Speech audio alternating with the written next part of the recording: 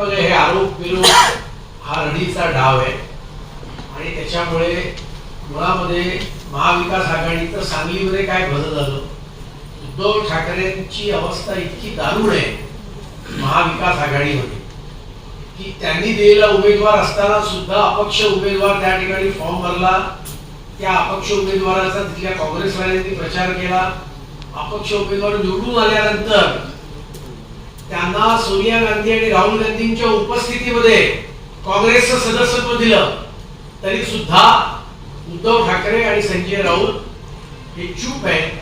कारण ते दिल्लीच्या काँग्रेसच्या हायकमांड समोर लाचार झाले.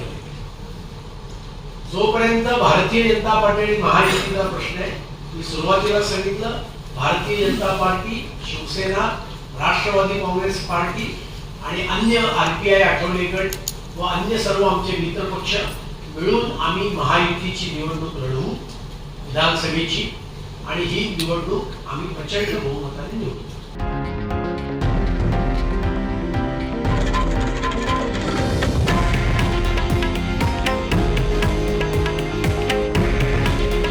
हे आहे देशातील नंबर 1 न्यूज नेटवर्क आणि आपण पाहत आहात TV9 मराठी. काळजी तुमची, हित महाराष्ट्राचं.